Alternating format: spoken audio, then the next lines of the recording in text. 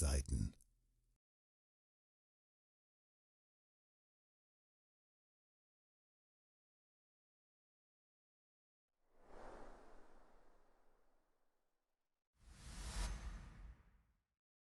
Frau Dadelin, schön, dass Sie hier sind.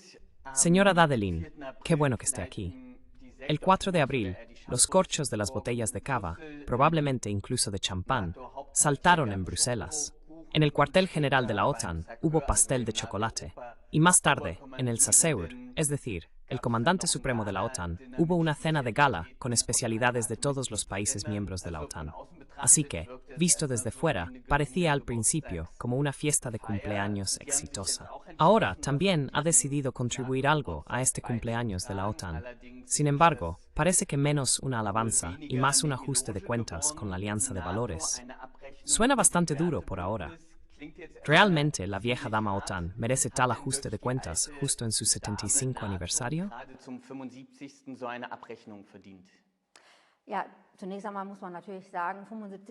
Sí, en primer lugar hay que decir, por supuesto, que 75 años de la OTAN, especialmente como organización, podrían ser motivo de celebración.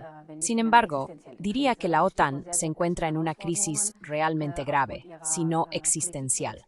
Se enfrenta a grandes desafíos debido a su política de expansión y escalada. Con expansión me refiero a la extensión geográfica hacia Asia. Ya no se trata solo del Atlántico Norte, es decir, del Tratado del Atlántico Norte, sino que la OTAN también se expande hacia el Indo-Pacífico. Así que estamos ante una sobredimensión de la OTAN. Al mismo tiempo, apuesta cada vez más por la escalada y nos lleva al borde de una tercera guerra mundial. Esto ocurre, por ejemplo, a través de la guerra por poderes contra Rusia en Ucrania, donde se apuesta por el uso de armas cada vez más pesadas. Ya no se trata solo de cascos o chalecos antibalas o tanques, sino también de demandas de envío de tropas propias. El presidente francés dijo recientemente que la OTAN estaba muerta cerebralmente. Yo diría que no solo está muerta cerebralmente, sino que ha perdido completamente su sentido y propósito. Se ha convertido en un relicto de la Guerra Fría y pone en peligro la seguridad del mundo y de todas las poblaciones. Por eso, naturalmente, me senté a examinar esto más de cerca en el 75 aniversario de la OTAN. Ante los desafíos y crisis a los que se enfrenta, la OTAN se apoya cada vez más en mitos para legitimarse a sí misma. Entre estos mitos se incluye la percepción de sí misma como una alianza defensiva, como una alianza de valores, como una alianza de democracias que apuestan por el Estado de Derecho y los derechos humanos.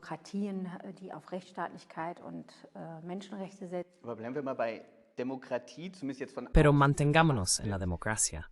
Al menos desde el exterior diría que, en la medida en que lo veo, efectivamente todos los Estados miembros, al menos formalmente, son democracias representativas y también cuentan con un Estado de Derecho que funciona razonablemente bien. Entonces, ¿dónde comienza su crítica? Usted dice que eso no es cierto en absoluto. Eso es, como usted lo dijo, un mito puro. Este aspecto de la democracia, los derechos humanos, la libertad, manifestado también en la Carta Fundacional. ¿Dónde ve usted la discrepancia?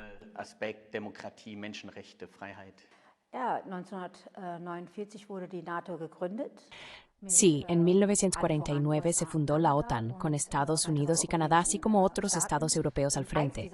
Uno de estos estados fue, por ejemplo, Portugal, bajo el dictador fascista Salazar. Gobernó hasta la Revolución de los Claveles en 1974. Y no fue un problema que fuera un dictador fascista que dejó un rastro de sangre a través de África con su política colonialista y que se basó en la represión y el terror contra opositores y izquierdistas en el interior. Esto representa, en mi opinión, una flagrante contradicción con la autoimagen de la OTAN, que afirma haber sido siempre una alianza de democracia y estados de derecho. Al mismo tiempo, tampoco fue un problema cerrar acuerdos militares a través del poder de liderazgo de la OTAN, Estados Unidos, con el dictador fascista español Franco. O tomemos a Turquía, que sigue siendo miembro de la OTAN hasta el día de hoy, y que en los años 80 experimentó varios golpes militares, durante los cuales cientos de miles fueron encarcelados por su actividad política, porque eran, por ejemplo, izquierdistas o sindicalistas. Esto tampoco fue un problema, aunque se tratara de una dictadura militar. Lo mismo ocurre con el golpe en Grecia. Aquí tampoco se puede estar Grecia o Estado de Derecho.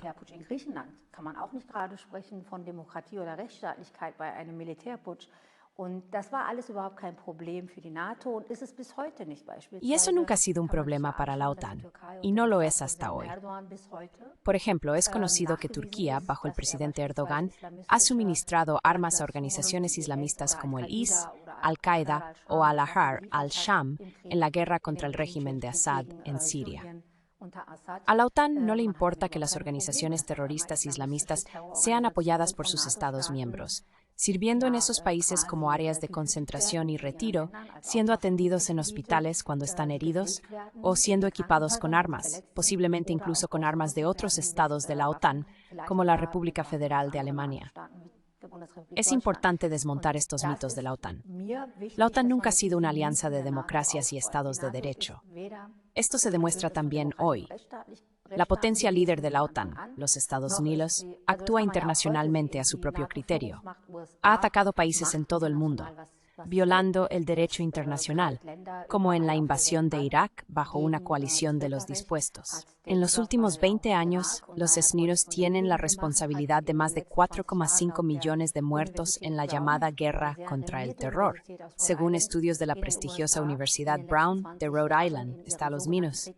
Esto no se puede describir precisamente como una política de respeto por los derechos humanos o la democracia.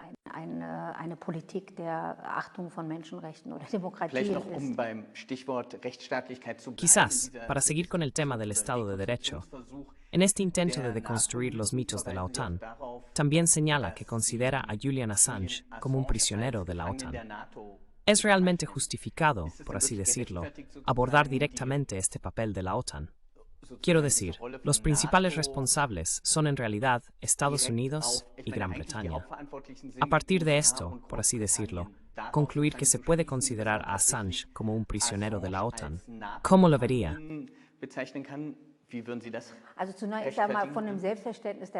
Entonces, en primer lugar, con respecto a la autoimagen de la OTAN, usted dice que se aplica el principio de uno para todos, todos para uno. Esto significa que una parte representa al todo y el todo representa una parte. De esto se sigue que todos podemos ser considerados responsables conjuntamente.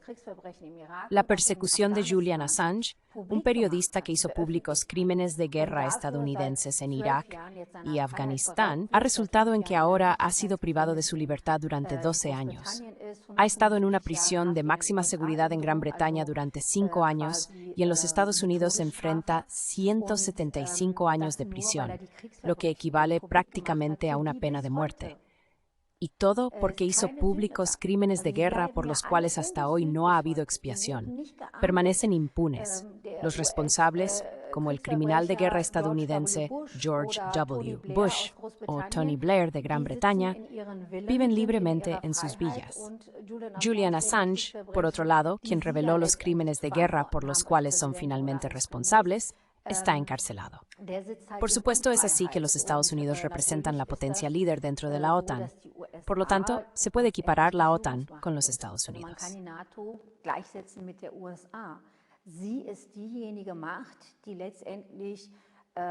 Ella es la fuerza que finalmente utiliza la OTAN como un instrumento geopolítico. La OTAN ha sido desde su fundación un instrumento de los Estados Unidos. El modelo para esto fue el Tratado Interamericano, la Pax Americana, para asegurar el oeste como una zona de influencia de los Estados Unidos y para ello crear el instrumento OTAN. De hecho, puede ser que los países miembros de la OTAN renuncien a su soberanía al convertirse en miembros de la OTAN. Se ponen bajo el liderazgo de los Estados Unidos. Por eso, lo que hace la potencia líder de los Estados Unidos, como por ejemplo la violación del derecho internacional en Irak o la persecución política del periodista Julian Assange, también se atribuye a toda la OTAN. Sobre todo porque ninguno de los Estados miembros de la OTAN ha criticado públicamente a los Estados Unidos. El Consejo de la OTAN ni siquiera se reunió para criticar la invasión de Irak. Eso no fue tema en absoluto. Al contrario, se ha apoyado de manera tácita. Aunque oficialmente no será miembro de la coalición de los dispuestos en la guerra de Irak, se concedieron derechos de sobrevuelo y se permitió el uso de bases militares, también en suelo alemán.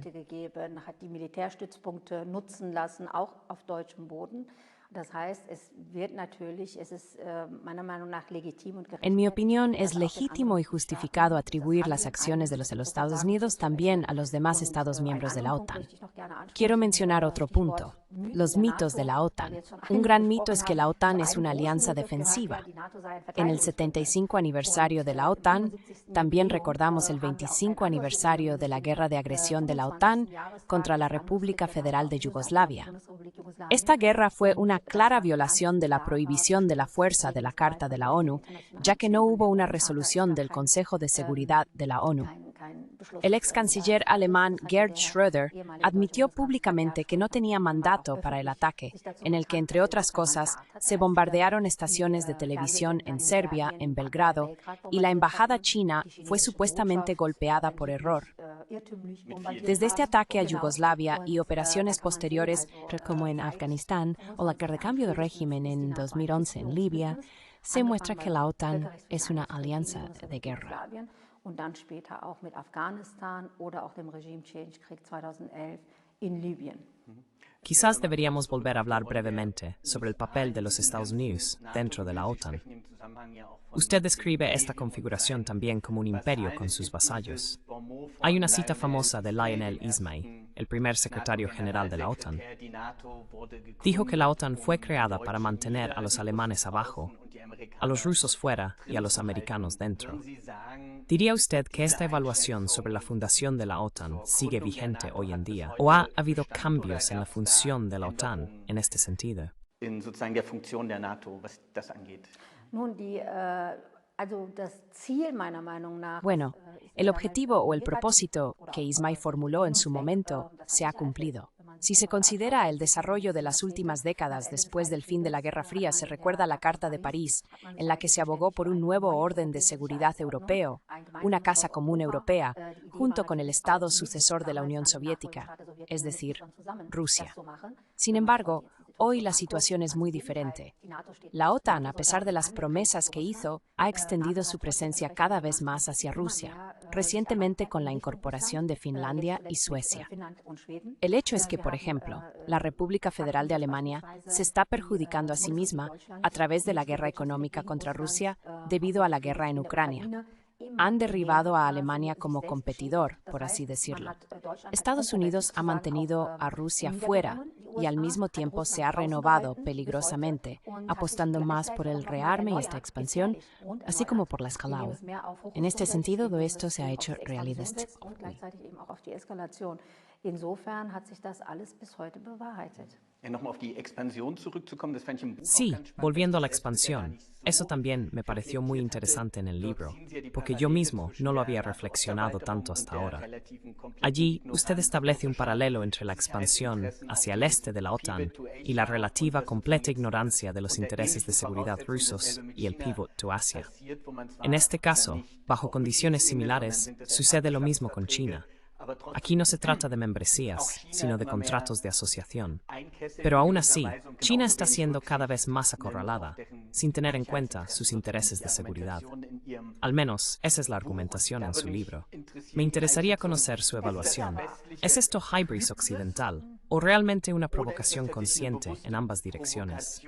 Es decir, este completo, o bastante completo, ignorar de los intereses de seguridad de actores globales relevantes como Rusia y China.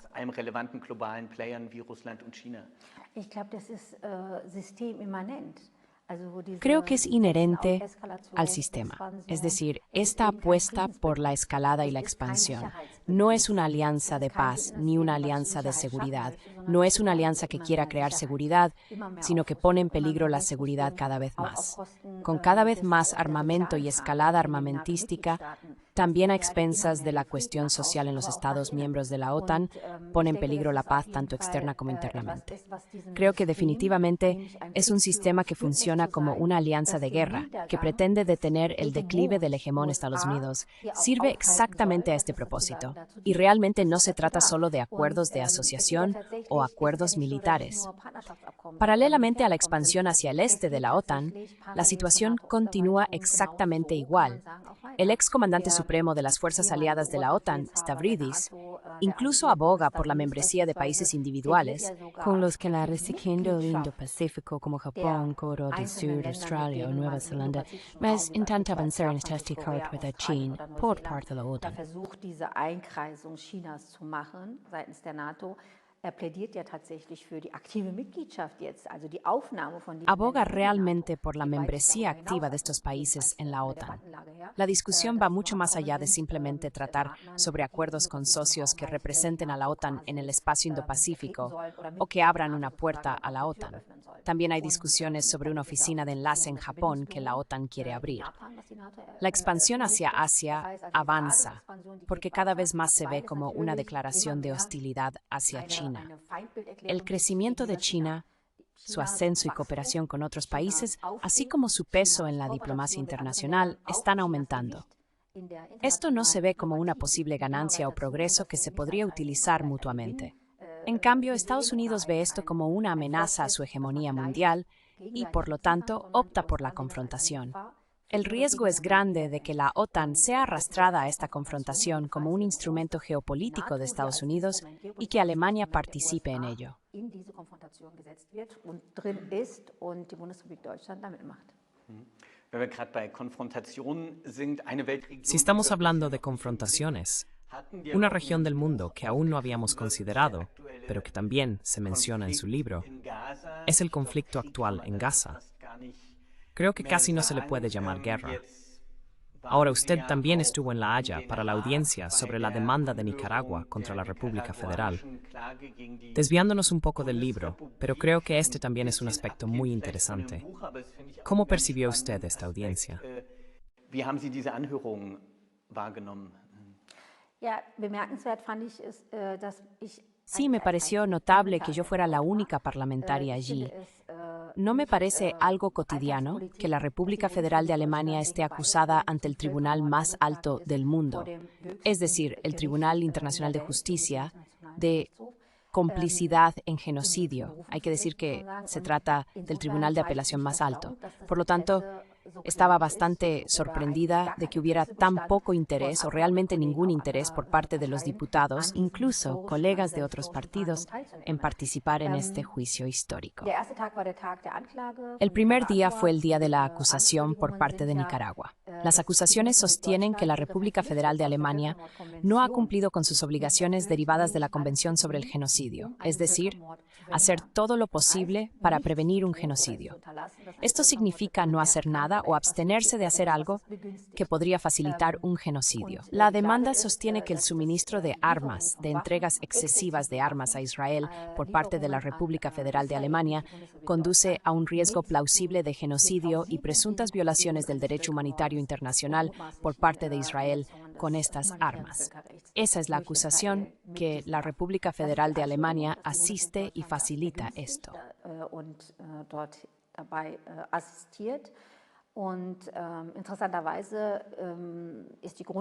Y curiosamente, la demanda de Nicaragua se basa en las solicitudes parlamentarias de la alianza alrededor de Sarah Wagenknecht en el Bundestag alemán. En estas solicitudes hemos elaborado los números y hechos sobre las entregas excesivas de armas por parte de Alemania a Israel, a pesar de los acontecimientos verdaderamente terribles de las últimas semanas y meses. Por supuesto, Israel tiene derecho a la autodefensa como cualquier otro país que sea atacado. Pero lo que hemos visto y experimentado durante semanas y meses ya no tiene nada que ver con la autodefensa. Se trata de una campaña de venganza marcada por crímenes de guerra. Por lo tanto, es naturalmente también una participación indirecta en crímenes de guerra seguir suministrando armas a este país. En el Día de la Defensa, Alemania se presentó de una manera que encontré presuntuosa, ignorante y arrogante. En resumen, Se puede decir que Alemania argumentó que no podría ser cómplice en un genocidio que aún no ha sido determinado. Sí que es subente un genocidio, pero que aún para conseguir ser complicidad como posible. Eine Klage wegen Beihilfe sozusagen als möglich zu erachten. Und das ist natürlich ein völliger Umkehrschluss der Völkermordkonvention. Y eso es, por supuesto, una completa inversión de la Convención sobre el Genocidio. Se debe hacer todo lo posible para prevenirlo. Se trata de la prevención del genocidio.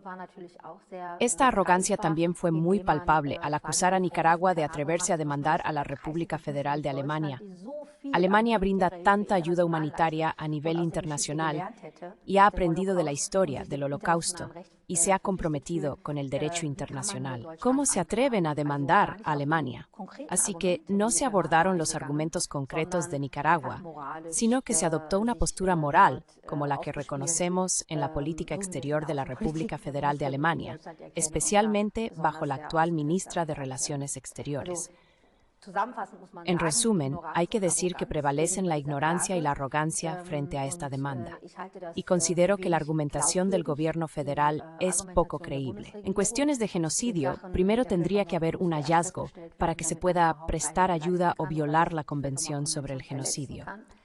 En tercer lugar, creo que ha sido enormemente dañino para la reputación de Alemania el hecho de estar siquiera en el banquillo de los acusados y que se siga manteniendo estas entregas de armas asesinas a Israel, a pesar de las atrocidades que vemos todos los días en Gaza. Trotz der ganzen Gräueltaten, die wir tagtäglich in Gaza sehen.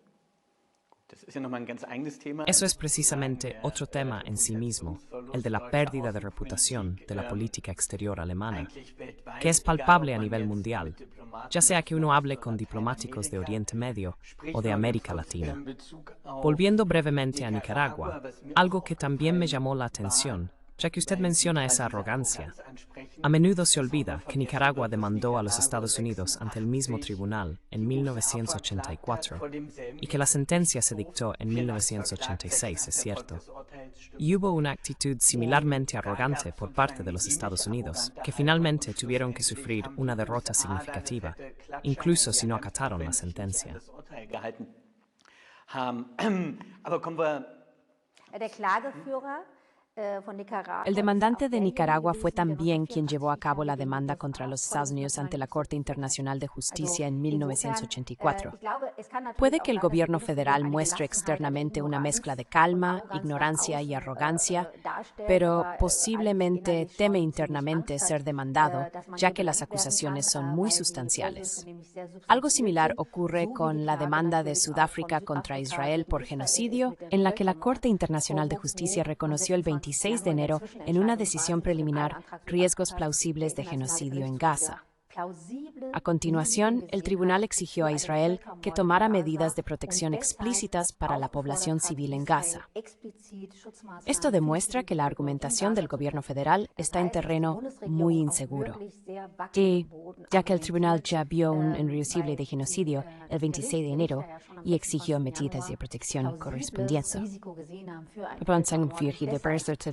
ansioso para que recupere en las próximas semanas. Bin ich gespannt, was in den nächsten Wochen vom Internationalen Gerichtshof dann auch tatsächlich hier verkündet wird.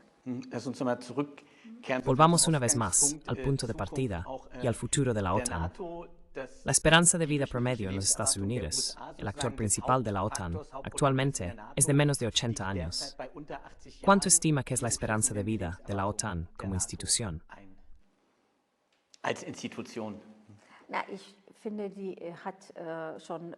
Creo que ha sobrevivido demasiado tiempo. Desde el final de la Guerra Fría debería haberse disuelto. En mi opinión, necesitamos urgentemente un moratorio. La expansión de la OTAN debe detenerse si realmente se quiere establecer seguridad y no poner en peligro la paz mundial. Debemos volver sin falta al derecho internacional y seguir una política de desvinculación como la que desarrolló el exalto diplomático estadounidense George Kennan. Propuso desenredar los bloques militares y terminar con la confrontación de bloques. Esto es, en mi opinión, de la mayor importancia. Deseo un orden de seguridad en Europa que permita llevar a cabo una política soberana y segura de sí misma en interés de las personas y de la mayoría de las poblaciones en Europa, incluidos los alemanes. No deberíamos convertirnos en un Estado cliente dentro de una organización que solo sirve para cumplir con los intereses de Estados Unidos. Die nur dazu da ist, die Interessen der USA hier zu erfüllen. Le agradezco. Muchas gracias.